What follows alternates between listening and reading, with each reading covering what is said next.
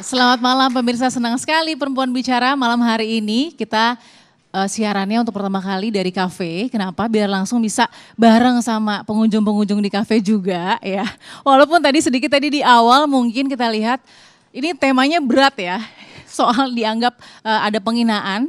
Ini Bang Rocky Gerung terancam masuk bui. Waduh, sudah menjadi pusat perhatian dari publik juga dibicarakan banyak pihak. Ada laporan juga sudah masuk ke polisi. Pasti para pengunjung, teman-teman pengunjung sudah baca juga beritanya. Nah, kita akan bahas malam hari ini selama 1 jam ke depan. Saya Balkis Manisang akan menemani Anda di Perempuan Bicara. Dan tentu yang bicara juga kan perempuan-perempuan gitu ya. Karena perempuan bicara. Nah, saya perkenalkan dulu ya. Yang pertama ada Prof. Husnul Maria, dosen ilmu politik Universitas Indonesia. Assalamualaikum warahmatullahi wabarakatuh. Waalaikumsalam Prof, terima kasih.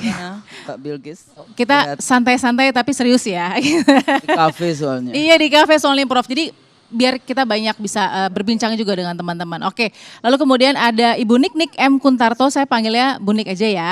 Ahli forensik linguistik. Selamat malam semuanya. Salam cinta bahasa Indonesia. Baik, salam cinta bahasa Indonesia ya. Oke. Lalu kemudian juga ada Ibu Leli Ariane, pakar komunikasi politik UNAS, saya panggilnya Uni Leli. Selamat malam. Selamat malam Balkis. Terima kasih Uni sudah hadir di sini. Oke baik, dan satu lagi ini kayaknya yang paling merah menyala ya. Ada Mbak Sheryl Tanzil, politisi PSI, apa kabar? Selamat malam Mbak Sheryl. Halo semua, thank you untuk kesempatannya diundang bisa satu forum dengan senior-senior semuanya. Senang, ini sudah gak sabar mau nunggu ya. Tapi kita juga nanti akan dengar dari para pengunjung kafe yang ada di sini. Nah, kita lihat dulu informasinya seperti apa tentang dugaan menghina presiden. Rocky terancam masuk bui. Rocky Gerung kembali melontarkan pendapat kontroversial. Dugaan penghinaan kepada Presiden Joko Widodo saat Rocky menyinggung langkah Presiden yang pergi ke Cina untuk menawarkan ibu kota Nusantara. Potongan video Rocky tersebar di media sosial. Buntutnya Rocky dilaporkan ke polisi atas dugaan penghinaan kepada Presiden Jokowi. Lalu, bagaimana respon Presiden terkait kata-kata Rocky? Apa? Terakhir. Itu hal kecil lah.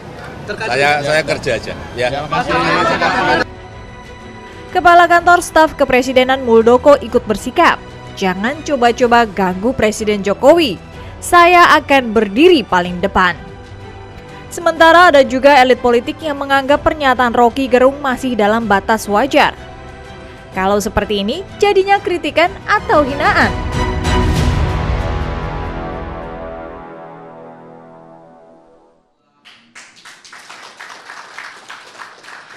Baik, saya udah melihat ya informasi seperti ini sudah dibicarakan kira-kira berapa hari belakangan ini. Tapi saya mau dengar dari Mbak Sheryl. Mbak Sheryl, jadi Bang Rocky kan memang terkenal dengan suka mengkritiknya begitu kan. Memberikan input-input yang konstruktif dan mungkin juga menggigit gitu ya Mbak Sheryl. Oke, tapi menurut Mbak Sheryl apa yang diucapkan Bung Rocky dalam sebuah forum begitu ya, penghinaan atau seperti apa?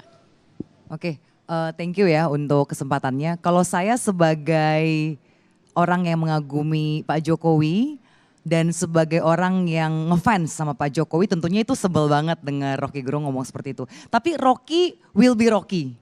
Rocky Gerung ya seperti itu dan kami di PSI, kami adalah partai yang sangat mendukung kebebasan berekspresi. Dan dalam demokrasi yang sehat, kebebasan berekspresi itu kan memang dilindungi undang-undang ya. Di konstitusi kita pun di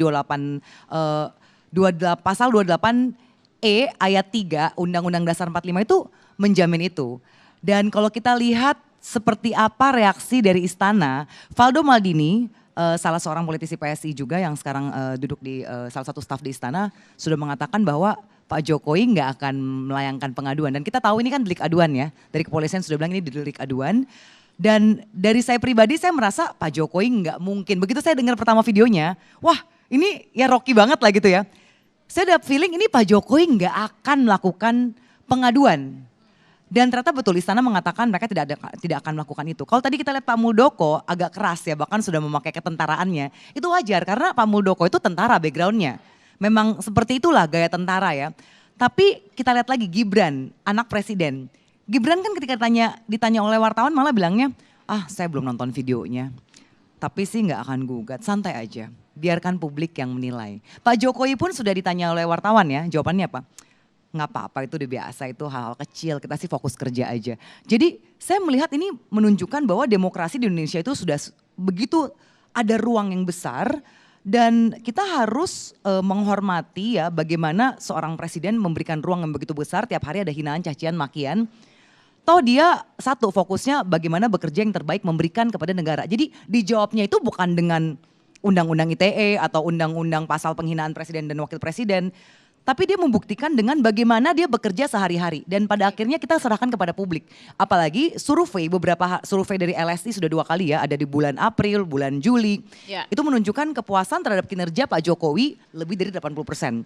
Dari SMRC juga, itu juga lebih dari 80%. Saya rasa itu sudah cukup menjawab ya. Oke. Seperti apa perkataan Rocky dan seperti apa presiden kita menunjukkan kedewasaannya dalam menjalankan demokrasi. Tapi kalau Pak Presiden, ya Pak Presiden tadi tidak melakukan pelaporan, tapi tadi ada Pak Muldoko juga yang dikatakan oleh Mbak Sheryl. Kita dengarkan ya, kira-kira reaksinya Pak Muldoko seperti apa, kita dengarkan ya.